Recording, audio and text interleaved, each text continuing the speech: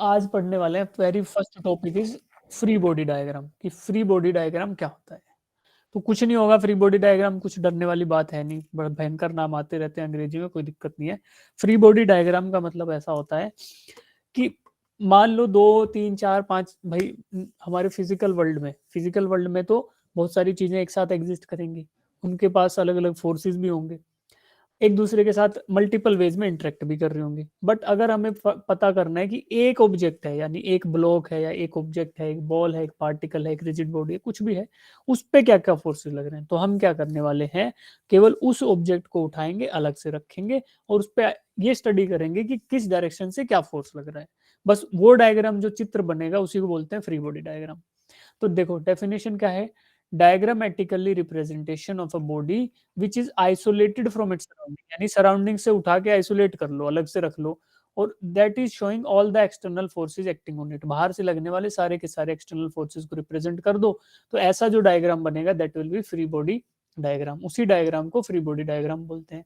Steps क्या है, सबसे पहला स्टेप है आइसोलेट द बॉडी, पहले उसको बाहर निकाल लो। जैसे मान लो मेरे हाथ पे ये बॉडी है, अब इस पे क्या फोर्सेस लग रहे होंगे, ये बॉल रखी हुई है, तो मैं क्या करूंगा, इस बॉल को खाली उठा के देखूंगा, ऐसे देख, मतलब बॉल को आइसोलेट, मतलब सिर्फ बॉल पे लगने वाले फोर्स देखूंगा, पहला स्टेप। दूसरा, mention all the forces acting, मतलब बॉल जितने भी फोर्सेस लग रहे हैं सबको मेंशन कर दो।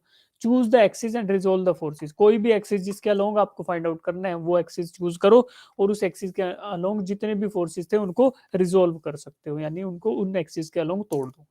ठीक, अब एग्जाम्पल क्या होगा, देखो एक ब्लॉक है, ये तो है सरफेस या ग्राउंड बोल लो, ठीक है। इस ग्राउंड के ऊपर एक बी ब्लॉक रखा है, एक ए ब्लॉक रखा है। अब इनके फ्री बॉडी डायग्राम बनाने रहे तो कैसे बनाओगे, ठीक। अब देखो बी का डायग्राम, देखो बी है ना, ये बी का डायग्राम पहला, ये बी मानो आप, बी लगा हुआ है, ये ब्लॉक बी, ठीक है। इस पे डायग्राम देखो, क्योंकि बी पे लेफ्ट साइड से फोर्स लग रहा है एफ, तो बी पे लगा दिया एफ फोर्स, ठीक। ऊपर से लग रहा है ए का फोर्स, ए भी एक वेट नीचे डाल रहा है ना, ए भाई ब्लॉक ए ऊपर रखा हुआ है इसके बी के, तो उसका वेट आएगा इस पे। तो देखो क्या हुआ, normal reaction of B on A, तो दैट इज दिस फोर्स। तो ये इस पे नीचे लग रहा था तो इस पे नीचे लगा दिया, ठीक है। अब मास ऑफ दिस ब्लॉक भी, इसका खुद का मास होगा, सॉरी इसका वेट होगा, वो क्या होगा, mass into mass of B into gravitation M G. तो उसको मैंने रख दिया कि कैपिटल एम मास है, तो वो ब्लू कलर का वेक्टर आपको दिख रहा है कि ये भी डाउनवर्ड डायरेक्शन में एक्ट कर रहा है, तो ये भी इसी के ऊपर लग रहा है नीचे। उसके अलावा क्या लग रहा है, नीचे जो स्मूथ सरफेस है ये क्या कर रहा है, इस पे कुछ नॉर्मल रिएक्शन लगा रहा है अपर डायरेक्शन में, उसको एन बोल दिया। तो वो क्या लग रहा है जी, उसको ऊपर लग रहा है तो उसको ऊपर लगा दिखा दिया, ठीक है। अब इसके अलावा इस पे कोई फोर्सेस नहीं लग रहे, तो मैंने क्या किया, मैंने बी ब्लॉक को उठाया, ऐसे लेके आया, आइसोलेट कर लिया बी ब्लॉक को, और इस पे जितने भी फोर्सेस लग रहे थे, इसका वेट लग रहा था डाउनवर्ड में तो एम जी लिख दिया। इसके ऊपर वेट ऑफ बी भी ए भी लग रहा था, तो उसको मैंने लिख दिया normal reaction of B on A, ठीक। उसके बाद ये normal reaction of B on A कुछ नहीं होगा, ये भाई मास, अगर इसका इसका ए का मास एम ए है ना, तो ये कुछ नहीं होगा, मास ऑफ ए इंटू जी इसी के बराबर होगा, तो आप उसको वेट ऑफ ए बोल लो या फिर normal reaction of B on A, ठीक है। अब फोर्स लेफ्ट साइड से लग रहा था तो लेफ्ट साइड से फोर्स एफ लगा दिया, और नीचे से डाउनवर्ड डायरेक्शन से ऊपर की तरफ एक नॉर्मल रिएक्शन लग रहा था जो कि नीचे वाला ग्राउंड सरफेस इस पे लगा रहा होगा, तो उसको एन दिखा दिया। इसके अलावा इस पे कोई फोर्स नहीं लग रही, और इसी डायग्राम को मैं बोलूंगा कि this is called as free body diagram. Body को फ्री कर दिया, उसके आसपास की सराउंडिंग से फ्री किया, और फिर उस पे लगने वाले फोर्सेस को डिफाइन किया, तो बन गया फ्री बॉडी डायग्राम।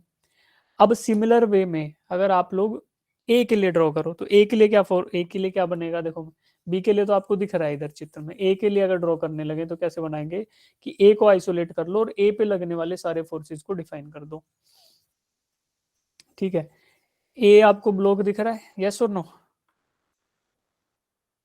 ब्लॉक ए यस है ना, तो ये ब्लॉक ए है, इस पे क्या फोर्सेस लग रहे होंगे, एक तो नीचे गुरुत्वाकर्षण यानी ग्रेविटेशनल फोर्स, किसके बराबर होगा, इसके वेट के बराबर। तो इसका small M G, M weight मान लूं तो एम इंटू जी नीचे लगेगा, क्योंकि वेट है डाउनवर्ड डायरेक्शन में लगेगा।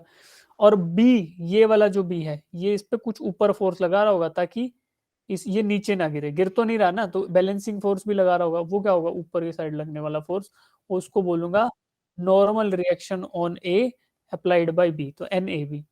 तो ये क्या हुआ दोनों, और ये दोनों बराबर होंगे, क्यों? क्योंकि वर्टिकल डायरेक्शन में ब्लॉक ए कोई भी मोशन नहीं कर रहा है। मोशन नहीं कर रहा मतलब कि दोनों के दोनों forces they should be balanced, है ना, अनबैलेंस्ड नहीं होंगे। तो बैलेंस होंगे, मोशन है ही नहीं वर्टिकल डायरेक्शन में, तो एक इस यहां से पता कर सकते हो एन ए बी है वो एम जी के बराबर ही होगा। जितना फोर्स, जितना ब्लॉक ए ब्लॉक बी पे फोर्स लगाएगा उतना ही उस पर वापिस फोर्स लगा देगा। तो क्या है, दोनों बैलेंस हो गए, मोशन हो नहीं रहा है। इसी तरीके के डायग्राम को बोलते हैं फ्री बॉडी डायग्राम। और तरीका क्या है, पहले उसको आइसोलेट कर लो, यानी फ्री कर लो उसकी सराउंडिंग से, फिर उस पर जो भी फोर्सेस लग रहे हैं उनको लिख दो। और कोई भी एक्सिस है, मान लो आपने हॉरिजॉन्टल से वर्टिकल एक्सिस पे निकालना था तो निकाल लिया। अब मैं आपको कोई रैंडम एक्सिस बोल दूं, ये एक एक्सिस है एक्स डैश, तो इसके अलोंग निकालो, कर सकते हैं सारे के सारे फोर्सेस को साइन थीटा कोस थीटा करके इनके अलोंग रिजोल्व कर दो, तो वो भी हो सकता है। कभी कभी करना भी पड़ेगा, सरफेसिस के अलोंग, इंक्लाइंड प्लेन के अलोंग, इन सब का करना पड़ेगा, जैसे आएगा समझते जाएंगे, ठीक है। अब two bodies A and B of mass m1 and m2 respectively are being pushed by force f। Mass m, एक का m था स्मॉल, एक का कैपिटल M था, they are being pushed by force f, यानी उनको धक्का दिया जा रहा है फोर्स f से, ठीक। ये फोर्स f है towards the positive x axis, positive x की तरफ, यानी पॉजिटिव एक्स एक्सिस है और इधर ये वाई होगा, तो पॉजिटिव एक्स एक्सिस की तरफ फोर्स एफ इनको पुश कर रहा है। Draw the free body diagram of both the blocks. अब इन दोनों का आपको फ्री बॉडी डायग्राम बनाना, कैसे बनाओगे? ब्लॉक ए देखो, ब्लॉक ए पे लगने वाले फोर्सेस खाली आप देखो, मैं इधर भी ड्रॉ कर देता हूँ इसको, कि ब्लॉक ए पे क्या क्या फोर्सेस लग रहे हैं। भाई ब्लॉक ए का मास है स्मॉल m, तो इसका खुद का वजन लगेगा डाउनवर्ड डायरेक्शन में, है ना, डाउनवर्ड डायरेक्शन में लगेगा mg, ठीक। उसके अपोजिट, क्योंकि ये नीचे डाउनवर्ड ग्राउंड सरफेस पे फोर्स लगा रहा है तो आपको नॉर्मल रिएक्शन भी मिलेगा ग्राउंड से, तो उसको n बोल देता हूँ। राइट साइड से तो दिख ही रहा है कि फोर्स तो इसी पे डायरेक्टली लगी रहा है, तो फोर्स एफ आ गया, ठीक। इसके अलावा क्या आएगा? अब ये जो ब्लॉक है, ब्लॉक है, ये ब्लॉक बी को भी तो पुश कर रहा है इधर कुछ फोर्स से, क्यों? क्योंकि इसको खुद एफ फोर्स मिल रहा है, तो ये भी आगे पास ऑन करेगा इसको फोर्स को, तो वो बी इस पे क्या फोर्स लगाएगा? भाई ये तो बी पे लगा रहा है, उसको मैं नहीं देखूंगा, इस ब्लॉक पे लगने वाले फोर्सेस को मैं लिखता हूँ कि जो इस पे लग रहे हैं, तो बी इसके ऊपर वापस फोर्स लगाएगा, उसको बोलेंगे normal reaction applied on A by B. तो वो भी आपको यहाँ पे दिख रहा होगा कि normal reaction of A into B, A applied by B, ठीक है। अब ये चार फोर्सेज हैं इस पे, कौन सा? एक तो फोर्स एफ, एक नॉर्मल रिएक्शन जो ग्राउंड इस पे लगाएगा नीचे से, एक इसका खुद का वजन जो इस पे एक्ट कर रहा है, सेंटर उस पे बोलते हैं ना, सेंटर ऑफ मास पे एक्ट कर रहा है सारा, और ये एन ए बी, ये नॉर्मल रिएक्शन। भाई बी को अगर आप धक्का दोगे तो बी आपको भी धक्का देगा, तो बी आप पे जो धक्का दे रहा है दैट इज एक्सटर्नल। जब हम इंटरनल एक्सटर्नल पढ़ रहे थे तो क्या पढ़ रहे थे कि सिस्टम पे बाहर से लगने वाले फोर्सेस एक्सटर्नल है, और आप केवल और केवल फ्री बॉडी डायग्राम में एक्सटर्नल फोर्सेस के बारे में चिंतित होते हो, ठीक है। तो फ्री बॉडी डायग्राम हम ड्रॉ कर रहे हैं।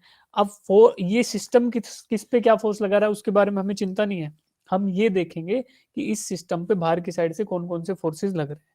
अब देखो ब्लॉक बी है, block B is an outsider for this block A. भाई ये ब्लॉक बी आउटसाइडर है, यानी इसके लिए सराउंडिंग है, तो सराउंडिंग है ब्लॉक बी, तो ब्लॉक बी क्या फोर्स लगा रहा है? जो ब्लॉक बी इस पे फोर्स लगाएगा हम केवल उसको लिखेंगे, तो that is normal reaction of block be applied होने, तो एन ए बी वो वैल्यू आई आपकी, ठीक है। तो ये आप यहाँ पे वैल्यूज को रख सकते हो, तो ये आ गया free body diagram of block ए।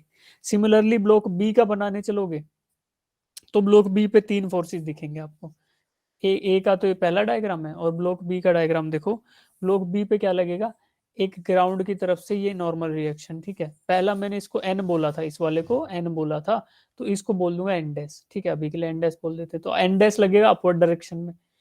ए जो फोर्स लगाएगा बी पे, अब वो लिखेंगे क्या आएगा? N applied on B by A, तो एन ए बी, और वो राइट साइड में ये दूसरा फोर्स आ गया। तीसरा क्या है? मास एम है, तो मास की वजह से इस पे डाउनवर्ड पुल लगेगा ग्रेविटी का, तो that is M ji.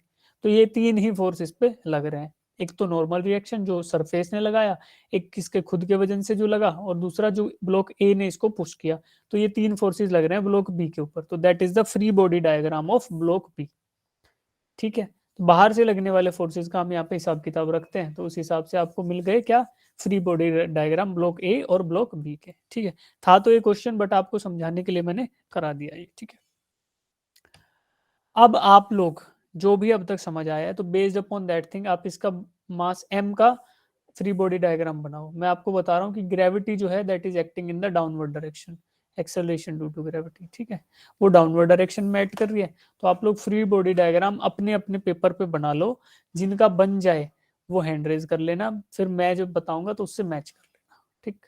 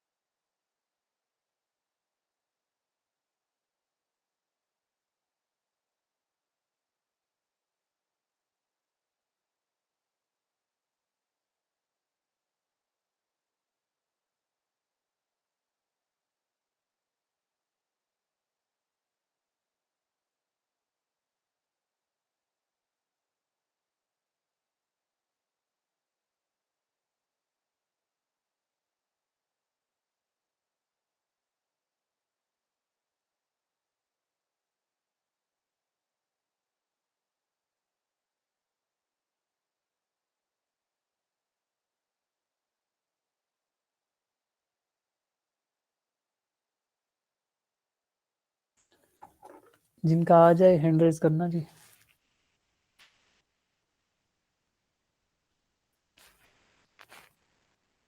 Try करो भाई सब लोग, फ्री बॉडी डायग्राम के बिना नहीं कर पाएंगे हम आगे, कुछ ज़्यादा दिक्कतें आएंगी फिर।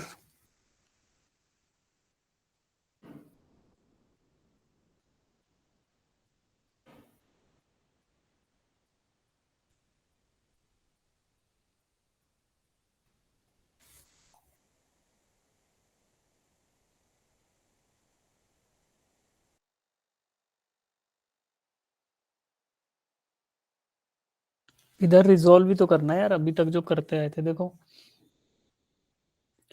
ये ब्लॉक है मास एम का, ठीक है, इस पे क्या, सबसे पहली बात तो इसका वेट लगेगा वर्टिकली डाउनवर्ड डायरेक्शन में। ये ब्लॉक क्या हो रहा है, ये ब्लॉक है, इस पे वर्टिकली डाउनवर्ड डायरेक्शन में इसका वेट लगेगा किसके बराबर, कैपिटल एम इंटू जी, ठीक है।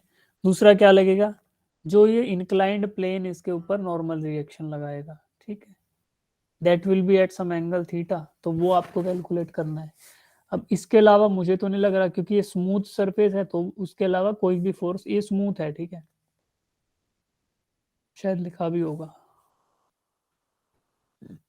स्मूथ नहीं लिखा तो स्मूथ है, स्मूथ मान लो, स्मूथ का मतलब क्या है कि फ्रिक्शन नहीं है इन दोनों के सरफेसेस में, इनके बीच में फ्रिक्शन की वैल्यू जो है वो जीरो है, या फिर दूसरे टर्म में बोल सकते हो कि म्यू की वैल्यू जीरो है, ठीक है। तो ये फ्रिक्शन के बाद आपको समझ आने लगेगा, बट स्मूथ स्मूथ से समझ लो। स्मूथ का मतलब क्या है कि यहाँ पे फ्रिक्शन एब्सेंट है, तो फ्रिक्शन एब्सेंट हुआ तो केवल और केवल दो ही फोर्सेस लग रहे हैं इसमें। क्या लगेगा, एक तो ग्राउंड की तरफ इस पे acceleration due to gravity, sorry mass, इसका वेट लगेगा डाउनवर्ड डायरेक्शन में, और दूसरा इस पे लगेगा ये इधर जो नॉर्मल रिएक्शन होगा। और नॉर्मल रिएक्शन आप लोग फाइंड आउट कर सकते हो कैसे, वेट का ही एक कंपोनेंट होगा जो इस पे ऐसा लगेगा।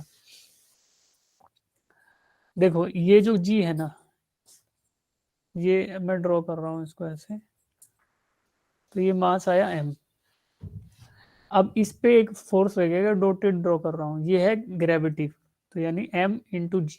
इसके दो कंपोनेंट रहेंगे, एक तो इधर आ जाएगा, ठीक है, और एक आएगा इस परपेंडिकुलर। तो ये जो होगा, अब थीटा था तो ये थीटा ये रहेगा, तो दिस मीन्स ये होगा कोस थीटा कंपोनेंट, यानी एम जी कोस थीटा, और ये रहेगा M G sine theta component. अब एम जी साइन थीटा इस सरफेस के परपेंडिकुलर लगा रहा है ये एम जी साइन थीटा, तो मतलब इसके अपोजिट जो नॉर्मल रिएक्शन लगेगा वो भी रहेगा एम जी साइन थीटा के बराबर, ठीक है। और दूसरा सरफेस, दूसरा क्या बच गया, ये बच गया, दैट इज जो लग रहा है, क्या लग रहा है, एम जी कोस थीटा, ठीक है। और तीसरा एक ये लग रहा है डाउनवर्ड डायरेक्शन में इधर, एम जी साइन थीटा। तो आप इसको इस तरीके से कर सकते हो, देखो दो ही फोर्स लग रहे हैं तो दो तरीके से ड्रॉ कर सकते हो। फाइनल आंसर ड्रॉ कर रहा हूँ, जितने बच्चों का आया देख लेना।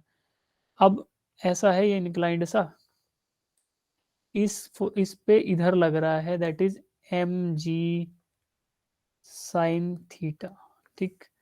उसके अलावा इस पे डाउनवर्ड डायरेक्शन में लग रहा है एम जी साइन थीटा, और इधर लग रहा है यानी parallel to the plane M G cos theta. कितने बच्चों का ये आया है,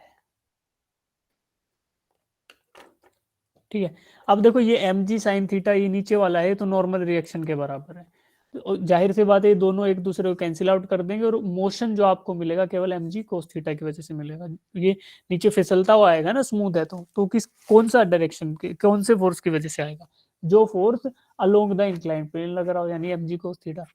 जिन बच्चों का ये आया है ये वाला आंसर, वो लोग खाली हैंड रेज रखो, बाकी नीचे कर लो, ठीक है, शाबाश।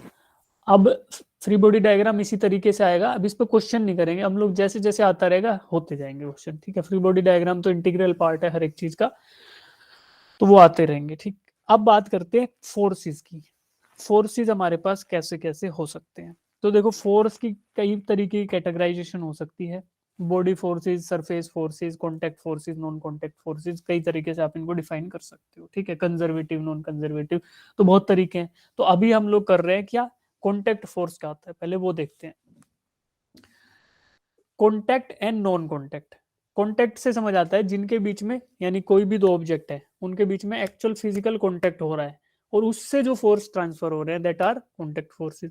तो एक्चुअल फिजिकल कॉन्टैक्ट होना चाहिए। अब आप लोग मुझे बताओ कि ऐसे कौन कौन से फोर्सेस के टाइप्स हैं जिनमें एक्चुअली ऑब्जेक्ट एक दूसरे को टच कर रहे हैं, बताओ।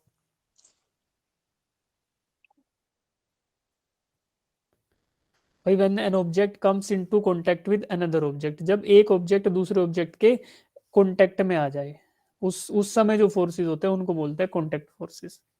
बताओ अब कोई एग्जांपल आ रहा है दिमाग में। सर जैसे रस्सा रस्सी खेलते हैं। हाँ वो रस्सा रस्सी नहीं, जैसे फोर्सेस के नाम बता दो ना, वो तो ठीक है, रस्सा रस्सी खेलते हैं, ठीक है बिल्कुल, कि हम लोग उसको पुश कर रहे हैं, पकड़ के खींच रहे हैं, ठीक है, दैट इज सरफेस, उसको बोलते हैं टेंशन, है ना। क्या बोलते हैं, टेंसाइल फोर्स बोलते हैं, बाकी टेंशन ही बोलेंगे, हाँ टेंशन इन द स्ट्रिंग, ठीक है। तो अभी आप देखो पहला केस मैं आपको बताता हूँ, फ्रिक्शन। भाई देखो फ्रिक्शन के लिए, अभी जिनको पता है फ्रिक्शन हिंदी में बोलते हैं घर्षण, तो फ्रिक्शन के लिए आपको दोनों सरफेसेस को टच कराना पड़ेगा, है ना। मान लो हाथों के बीच में घर्षण हो रही है, हाथों के बीच में फ्रिक्शन है, तो these hands should come into contact with each other. तो दोनों सरफेसेस एक दूसरे के संपर्क में आने अति आवश्यक है, they should be touching each other. तो पहला फोर्स हो गया कॉन्टेक्ट फोर्सेस का क्या, फ्रिक्शन, ठीक है। फिर बोलते हैं नॉर्मल रिएक्शन। नॉर्मल रिएक्शन मतलब भाई नॉर्मल रिएक्शन है, मान लो ये बॉल मेरे हाथ के ऊपर रखी है, तो ये बॉल अपने वेट के बराबर फोर्स लगा रही है मेरे हाथ पे, और मेरा हाथ उसके इक्वल एंड अपोजिट फोर्स लगा रहा है इस पे, तो वो जो इक्वल एंड अपोजिट फोर्स लग रहा है मेरे हाथ के द्वारा इस बॉल पे, दैट इज नॉर्मल रिएक्शन। तो वो नॉर्मल रिएक्शन लगने के लिए ये दोनों टच में आने जरूरी है। सही बात है? Yes sir. ठीक है। तीसरा होगा क्या? बोयंट फोर्स। बोयंट मतलब क्या होता है जी? कोई भी खाली डब्बा उल्टा करके, या फिर कोई भी जो बोतल होती है ना हमारे पास, कोल्ड ड्रिंक की बोतल है या पानी की बोतल है, उसको खाली हवा भरे हुए ढक्कन टाइट करके बाल्टी में डुबोने की कोशिश करो, तो क्या होगी? वो बाहर आएगी, है ना? टंकी यस में सर। बाल्टी में क्या करते हो, ऐसे डुबोगे तो बाहर उछल के आएगी। तो जो फोर्स उस पे लग रहा है due to the difference in the densities, जो डेंसिटी घनत्व के डिफरेंस की वजह से जो उस पर फोर्स लग रहा है, that is nothing but buoyant force, यानी जो उसको तैरा रहा है ना, जो फोर्स तैरने में मदद करे उसको बोलते हैं बोयंट फोर्स। अब सिंकिंग ऑब्जेक्ट पे जो डूब रहा है उस पर भी लगेगा बोयंट फोर्स, तो उसका डायरेक्शन बदल जाएगा खाली। तो बोयंट फोर्स का मतलब क्या है? फ्लूइड और जो आपका ऑब्जेक्ट है उन दोनों का कॉन्टेक्ट होना जरूरी है, तो that means buoyant force is also a contact force. अब ये फ्लूइड मैकेनिक्स में पढ़ेंगे कि बोयंसी क्या है, बोयंट फोर्स क्या है, वो वहां के लिए रखते हैं। और अभी जो एक बच्चे ने बोला था कि रस्सा रस्सी खेलते हैं हम लोग, यानी टग ऑफ वॉर, है ना? टग ऑफ वॉर में भी क्या करते हैं? टेंशन होती है किसी स्ट्रिंग में, है ना? टेंशन यानी कि किसी स्ट्रिंग को आपने पकड़ के टाइट खींच रखा है, तो उसके बीच में क्या है? टेंशन है। तो that tension force is also contact force. ठीक है भाई, उसके लिए बंधा होना चाहिए ना रस्सी। The force exerted by string और wire when pulled from opposite end, जो भी फोर्स लगेगा टेंशन से वो दैट इज कॉन्टेक्ट फोर्स, यानी कि ब्लॉक है वो स्ट्रिंग के कम के कांटेक्ट में होना चाहिए, या फिर जो स्ट्रिंग है वो पुली के कांटेक्ट में भी होना ही चाहिए। तो दैट मीन्स कि tension force is also example of contact force. तो हमें कॉन्टेक्ट फोर्सेज पता चल गए। ठीक। अब क्या क्या प्रॉपर्टी हो सकती है? When two bodies are in contact with each other they experience a force called as contact force. जब कांटेक्ट में होंगे तो कांटेक्ट फोर्स। दूसरा क्या है? इलेक्ट्रोमैग्नेटिक इन नेचर होगा। इलेक्ट्रोमैग्नेटिक भी होगा नेचर में, वो बाद में बताऊंगा कब, जब फ्रिक्शन स्टार्ट करेंगे। ठीक है। ये इलेक्ट्रोमैग्नेटिक शब्द यहाँ पे क्यों आया? तो जो फ्रिक्शन पढ़ेंगे ना, वहां पे दो तरीके होते हैं फ्रिक्शन ओरिजिनेट होने के, वहां से आपको समझ आएगा कि why we have used this word electromagnetic. अभी के लिए छोड़ दो इसको, बस ये याद रखो कि जब दो ऑब्जेक्ट कॉन्टेक्ट में, तो कॉन्टेक्ट फोर्स होता है। एग्जाम्पल क्या होंगे जी? Normal reaction force, friction force, जो भी है।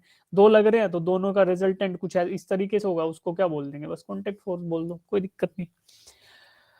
अब इसके अलावा ये हो गए फोर्स के, जो कॉन्टेक्ट फोर्स थे उसके चार टाइप। अब देखो क्या होगा, एक चीज और बोलता हूँ, एक चीज और जो हमें पढ़नी चाहिए before solving the numericals of NLM. एक ये है एपरेंट वेट, या फिर क्या बोलते हैं? एपरेंट वेट ही बोलेंगे ना, जैसा वेट हमें नजर आ रहा है। एक्चुअल वेट तो कुछ हो रहा है, बट कुछ ऐसी सिचुएशंस होंगी जहाँ पे जो आपका मेजर्ड वेट है वो डिफर करने लगेगा एक्चुअल वेट से। तो वो कब हो सकता है? Weighing machine reads normal reaction R. जो वेइंग मशीन है वो नॉर्मल रिएक्शन आर रीड करती है। ठीक है, चलो बिफोर प्रोसीडिंग मैं आपको एक चीज याद दिलाता हूँ, फिर हम बात करेंगे इसके बारे में।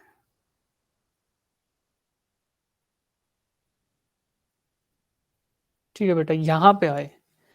अब मैं बोलता हूँ, वेट हमने पढ़ा था और एक चीज पढ़ी थी, मास। तो वेट क्या होता है? Weight is the force and mass is the actual measure of matter. तो दो तरीके के हमारे पास तराजू होते हैं ना, एक होता है ये वाला, सुई होगी ऐसे ऐसे, उसका स्केल होगा, और दो यहाँ पे सामान रखने के होंगे, एक लेफ्ट में एक राइट में।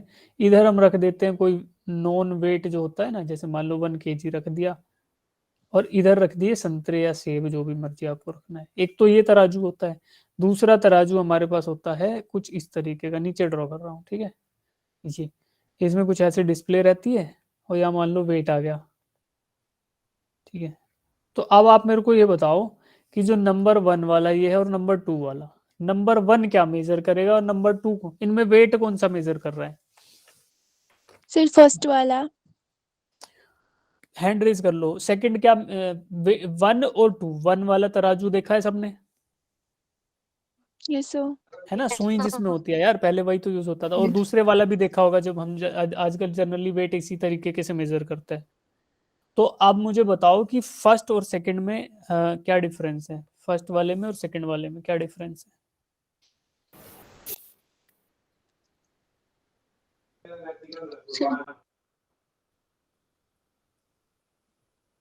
इस पीपीटी में कुछ दिक्कत है, रोज ये यहीं पे जो फर्स्ट वाला है ना हाँ सर, वो लिमिटेड मतलब वेट को बता रहा है, जो केजी वो रखा हुआ है साइड में सर, वो वही बता रहा है। और जो नीचे वाला है सर, वो किस कोई भी चीज जैसे हमारा वेट ही है चाहे सर, वो भी वो करता है, मेजर करता है।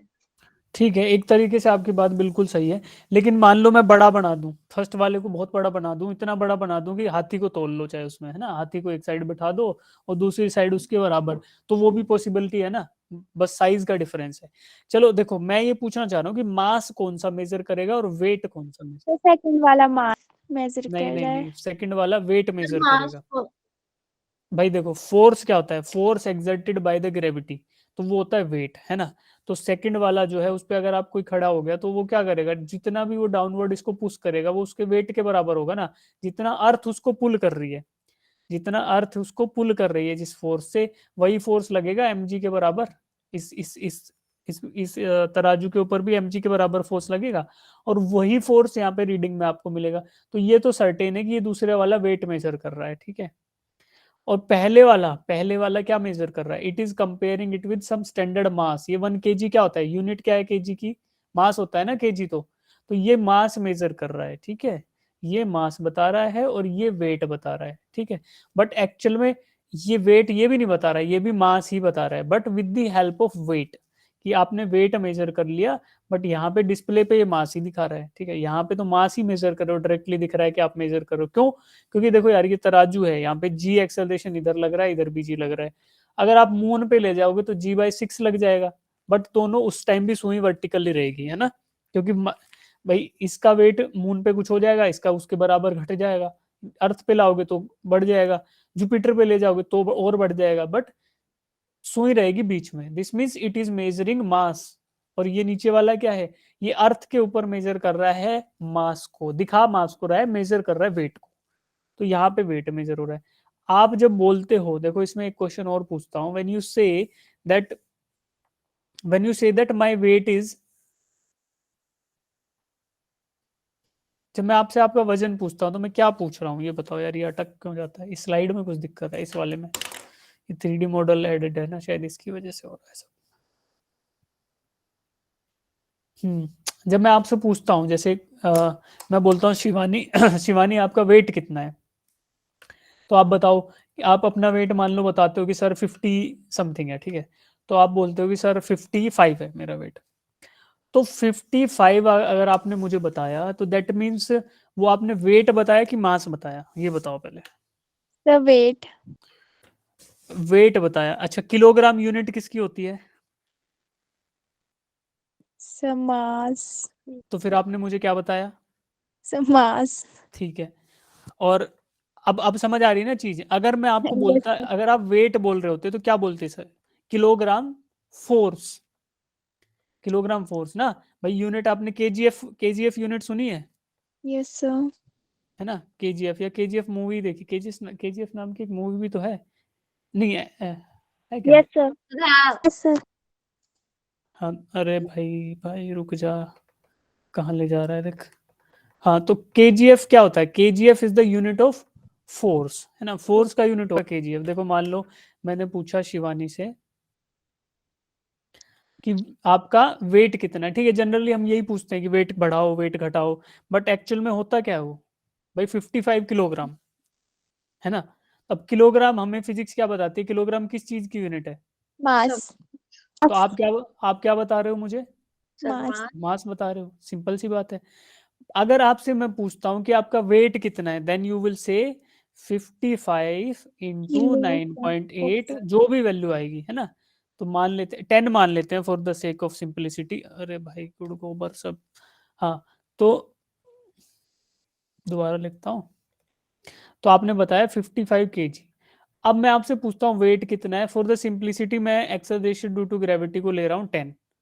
तो आप मेरे को बताओगे सर 550 किलोग्राम फोर्स kgf, या फिर 550, बताओ बताओ, न्यूटन। भाई न्यूटन ही तो होगा ना। किलोग्राम, ये यूनिट क्या आता है, kilogram is the unit of mass, और ये क्या है, एक्सेलरेशन, एम ए होता है ना, मीटर पर सेकंड स्क्वायर। तो किलोग्राम मीटर पर सेकंड स्क्वायर, यही तो हमने पढ़ा था यूनिट ऑफ फोर्स, क्या होगा, सर न्यूटन। तो वेट आपका हुआ 550 न्यूटन, और वो केवल और केवल वैलिड कहां पे है, ओनली ऑन अर्थ। क्यों, क्योंकि आपने एक्सेलरेशन ड्यू टू ग्रेविटी जो जी लिया है वो अर्थ के लिए ले लिया है। अब जुपिटर पे जाओगे, जुपिटर क्योंकि हैवी प्लैनेट है भाई, अर्थ से तो ज्यादा ही बड़ा है ना, उसका वेट ज्यादा है। तो जो एक्सेलरेशन ग्रेविटेशनल फोर्स का जो फॉर्मूला होता है उसमें क्या होता है, G m1 m2 upon are square. अब R2 आ गया क्या, आर स्क्वायर। अब देखो जो m1 है, ठीक है, ये मास ऑफ शिवानी है, और ये मास ऑफ अर्थ था पहले केस में, ठीक है। अब ये अर्थ का था तो अर्थ के हिसाब से जी आया था इधर, वैल्यू जो एफ जी आई थी। अगर ये जुपिटर पे चले गए तो फिर जुपिटर के हिसाब से आएगा, बट जुपिटर में ये मास की वैल्यू बढ़ जाएगी, तो जाहिर सी बात है कि ये 550 न्यूटन नहीं आएगा, फिर ये और बड़ी वैल्यू आएगी। मे भी बोल सकते, शिवानी बोलेगी कि सर मेरा वेट है 55,000 न्यूटन। सर इतना नहीं है। कहाँ पे, ये जाके होगा जुपिटर पे, अभी नहीं है, ठीक है, 100 गुना हो जाएगा, ठीक है। अभी अर्थ पे है 550 न्यूटन, और 55 किलोग्राम क्या है जी, ये है मास आपका, ठीक है। 55 किलोग्राम मास आपका हर जगह वैलिड रहेगा। मास की वैलिडिटी जो होती है वो यूनिवर्सली होती है, ठीक है, यूनिवर्सल वैलिडिटी। हाँ कनिका सर पूछो जी। मैंने पूछना था, जब जुपिटर का जैसे वेट ज्यादा है तो सर हमारा वेट वहां पे जाके ज्यादा हो जाएगा। जुपिटर का मास ज्यादा है, मास ज्यादा, देखो फॉर्मूला होता है ना ग्रेविटेशनल पुल का, क्या है जी, जी ये है यूनिवर्सल ग्रेविटेशनल कांस्टेंट, इसकी वैल्यू हर जगह पूरी दुनिया में सेम रहेगी। आप इंटू m1, फर्स्ट ऑब्जेक्ट का मास इंटू सेकेंड ऑब्जेक्ट का mass divided by R square, उन दोनों के बीच की दूरी, ठीक। अब देखो उन दोनों के सेंटर की दूरी है ना, शिवानी के सेंटर की दूरी और जो जुपिटर है उसके सेंटर की दूरी, ठीक। तो ये दूरी तो फिक्स रहेगी लगभग लगभग, जैसे हम लोग अर्थ पे कैलकुलेट करते हैं भाई।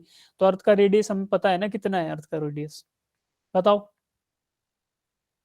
लगभग 6400 किलोमीटर, ठीक है। तो आपको पता है कि 6400 किलोमीटर यहाँ पे रख दोगे, और भाई शिवानी इस पे खड़ी है, देखो अभी ये अर्थ है, ठीक है, इस पे शिवानी, अभी बुरा मत मानना बेटा, आपका नाम बार बार यूज कर रहे हैं, बुरा लग रहा हो तो बता देना, ठीक है। तो अब शिवानी है भाई, अर्थ का रेडियस हुआ 6400 किलोमीटर, और शिवानी की हाइट कितनी हुई, मान लेते हैं खूब लंबी है शिवानी, हम बोलते हैं शिवानी 6 फीट है, ठीक है। अब 6 फीट हो गई तो इसके इसके सेंटर को एवरेज मान लें कि 3 फीट होगा नीचे से। अब कहाँ 3 फीट और कहाँ 6400 किलोमीटर, तो इसलिए हम लोग हाइट ये नेग्लेक्ट कर देते हैं ऑब्जेक्ट की, जनरली जब हम प्लेनेट की बात करते हैं तो रेडियस ऑफ प्लेनेट रख देते हैं यहाँ पे। तो अर्थ में यहाँ 6400 किलोमीटर रखेंगे, यानी 6400 इंटू 1000 मीटर में रखेंगे, और इसका स्क्वायर कर दो। तो जुपिटर पे क्या होगा, जुपिटर पे आर की भी वैल्यू बढ़ जाएगी, क्योंकि जुपिटर बड़ा प्लेनेट है, जाहिर सी बात है, बट उसके साथ साथ ये मास भी बढ़ जाएगा। और ये मास बढ़ने के कारण क्या होगा, जो फोर्स एक्सर्ट करेगा ना जुपिटर, वो ज्यादा होगा एक गिवन मास पे, यानी 55 किलोग्राम मास के ऊपर जो अर्थ फोर्स एक्सर्ट करेगी दैट इज 550 न्यूटन। जुपिटर 550 से ज्यादा ही करेगा, ये तो हमने रैंडम वैल्यू लिख दी 555,000, बट उससे ज्यादा ही करेगा। अगर सन पे चले जाओगे तो सन का मास और ज्यादा है, तो सन और ज्यादा फोर्स एक्सर्ट करेगा, है ना। तो ये जहां पे ये प्लेस डिपेंडेंट है ना, वेट इज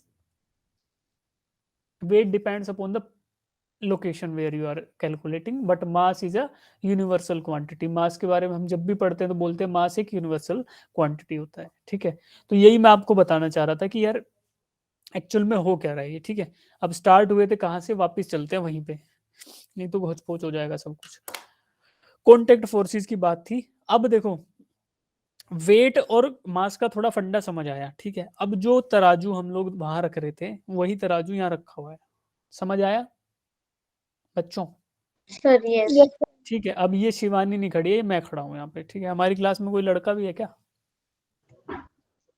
है क्या, बोलो यस सर। कोई नहीं है, सब बालिकाएं हैं, कोई बात नहीं, ये मैं हूँ अभी, ठीक है। तो मैं खड़ा हुआ हूँ। अब मैं इस तराजू पे खड़ा हुआ हूँ, ये कुछ रीडिंग दे रहा है, 700 न्यूटन है ना बेटा, देखो फोर्स यहाँ कैलकुलेट हो रहा है, फोर्स, ये फोर्स को, फोर्स की यूनिट दे रहा है, क्योंकि जितना मैं फोर्स इस पे लगा रहा हूँ भाई वो किलोग्राम में था, ये 700 न्यूटन है, इसने 700 की रीडिंग दे दी। अब अच्छी बात क्या है ना, पता है, मैं लिफ्ट में हूँ, लिफ्ट पता है सबको क्या होती यस सर। है ना, Yes, लिफ्ट, sir. लिफ्ट तो सबने देखी होगी, मूवी में देखी होगी, अगर गांव में नहीं देखी होगी तो, या फिर मॉल में भी होती है, हर जगह होती है आजकल तो, रेलवे स्टेशन पे भी होती है। Sir yes. तो रेल जो ये है लिफ्ट है, इसमें क्या सीन रहेगा कि लिफ्ट या तो ऊपर जाएगी या नीचे जाएगी, और मैं इस तराजू पे खड़ा रहूंगा, ठीक है। तो उस ऊपर या नीचे जाने की वजह से क्या होता है, आपको वेट जो है ना वो डिफरेंस अलग अलग हो जाएगा, वेट का जो है, वेट जो है अलग अलग आपकी रीडिंग देगा, नीचे जाएगा तो कुछ रीडिंग आएगी, ऊपर आएगा तो कुछ रीडिंग आएगी। अब देखो इसको समझने के लिए लाइन वाइज लाइन चलते हैं, नहीं तो सब होच पोच हो जाएगा, तुम बोलोगे सर क्या बोल रहे हो आगे पीछे, और यहाँ लिखा भी नहीं है, ठीक है।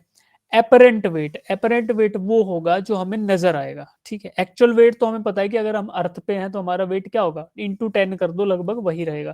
तो ये 70 किलो का बंदा है, उसका नीचे फोर्स लग रहा है वो 10 जी की वैल्यू लोगे तो 700 न्यूटन लग रहा है, ठीक है। अब एक्चुअल तो आपको पता चल गया कि इतना है, एपरेंट कब होगा, जब ये लिफ्ट या तो नीचे जा रही होगी या ऊपर जा रही होगी। अब ये मेरी बात मान लो कि अगर आप वेइंग मशीन पे खड़े हो और लिफ्ट ऊपर या नीचे मूव करे तो there will be some change in the reading, ये अभी बात मान लो कि रीडिंग में चेंज आएगा, वो कैसे आएगा वो अभी देखते हैं। The weighing machine reads normal reaction, normal reaction का मतलब क्या हुआ जी, जो आप इस पे फोर्स लगा रहे हो उसका अपोजिट जो वैल्यू होगी उसको ये रीड कर लेगी, ठीक है। क्योंकि वेट, नॉर्मल रिएक्शन बोलने का एक ही मतलब है, साइन कन्वेंशन को क्लियर करना, क्योंकि जब वेट जो है वो नेगेटिव वाई डायरेक्शन में लग रहा है बेटा, तो फिर वो -700 न्यूटन होना चाहिए था, बट नॉर्मल रिएक्शन क्योंकि पॉजिटिव डायरेक्शन में लग रहा है इसलिए 700 न्यूटन है, इसके अलावा कोई मतलब नहीं है। वेइंग मशीन वही फोर्स मेजर कर रही है जो फोर्स आप उसके ऊपर लगा रहे हो, ठीक है, वो फोर्स वो वेइंग मशीन मेजर करने के लिए बाध्य है, वही मेजर करेगी। तो दैट इज, अब नॉर्मल रिएक्शन इसलिए बोल रहे हैं क्योंकि अपवर्ड डायरेक्शन में जो लगेगा वो पॉजिटिव फोर्स लगेगा, है ना, और नीचे लग रहा था वेट, उसकी वैल्यू साइन कन्वेंशन का खेल है सिर्फ, इसलिए बोल दिया। when the lift बोल दिया, when the lift is moving with constant velocity, जब लिफ्ट एक कांस्टेंट वेलोसिटी से मूव करेगी तो क्या होगा, normal reaction will be equal to original wait.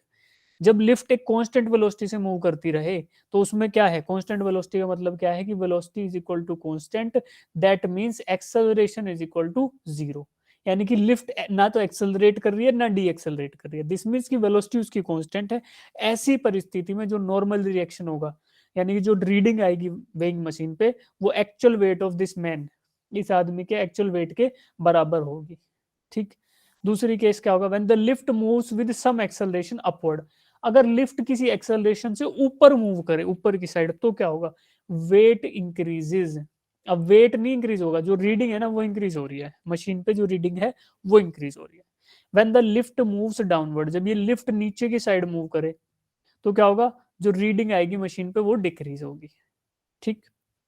अब in case of free fall, अगर लिफ्ट की ऊपर की वायर टूट जाए, जैसा हम अक्सर लिफ्ट में बैठते हुए सोचते हैं ना, यार अगर ये वायर टूट गई तो मैं कहाँ जाऊंगा, सोचते हैं ना, स्वाभाविक है। तो मैं तो बहुत बात सोचता हूँ, क्योंकि मैं अपनी पिछली कंपनी में था तो उसका फ्लोर था 15th फ्लोर पे समथिंग थी, ठीक है, और हॉस्टल मिला था हमें, वो हॉस्टल था 31st फ्लोर पे, मुंबई की बात है। तो 31वें माले पे था भाई, और 31 माले पे तुम सोचो एटलीस्ट 200 फीट पे तो हो। अब तुम ये सोचोगे यार 200 फीट पे अगर इसकी केबल टूटी ना तो मतलब चटनी मिलेगी, तो कुछ नहीं मिलेगा, तो वो फीलिंग आती रहती है। तो उस, अगर सोचो वो सच में हो जाए, यानी केबल टूट जाए और फ्री फॉल होने लगे, फ्री फॉल मतलब only the force that is acting is gravity, मतलब केबल में जो टेंशन था वो गया। भाई देखो लिफ्ट है, लिफ्ट बनाते हैं, अब लिफ्ट में क्या होगा, लिफ्ट के ऊपर कोई केबल होगी, इस केबल में कोई टेंशन होगा, टेंशन, और इसका डाउनवर्ड फोर्स है वो mg है, लिफ्ट के वेट और सारे के बराबर। अब ये टेंशन मतलब केबल टूट जाए, ये गई, तो क्या बचा, केवल और केवल एक्सेलरेशन ड्यू टू ग्रेविटी की वजह से नीचे जाएगा, that is free fall. Free fall में क्या होगा, नॉर्मल रिएक्शन हो जाएगा 0, भाई कोई रजिस्ट्री नहीं कर रहा, तो मतलब क्या, यहाँ रीडिंग जो है 0 आने लगेगी, ठीक है, क्योंकि दोनों के दोनों उसी एक्सेलरेशन से नीचे गिर रहे हैं, कोई भी फोर्स लग नहीं रहा आपस में, तो जो रीडिंग आएगी वो 0 आएगी। अब अब एक चीज ये देखो कि ये रीडिंग चेंज क्यों हुई, थोड़ा फील कराने की कोशिश करूंगा, जिन बच्चों को कंफ्यूजन हो रहा है वो सोचना। सब लोग गाड़ी में बैठते हो, है ना। तो सब आप गाड़ी में बैठे होंगे तो हर एक ड्राइवर का अलग अलग स्टाइल होता है चलाने का, ठीक। कुछ बंदे हमारे जैसे यंग बंदे क्या करते हैं, बहुत फास्ट चलाते हैं गाड़ी को और एकदम से यूं मोड़ेंगे, है ना, थोड़ा फास्ट। तो क्या होता है, हम लोग ऐसे ऐसे ऐसे साइड में झुक जाते हैं ना, भाई मुड़ रहे हैं तो एकदम से ऐसे हो जाएगा ना पूरा, कोई तो इधर वाली खिड़की की चिपका देगा, कोई दूसरी साइड चिपका देगा।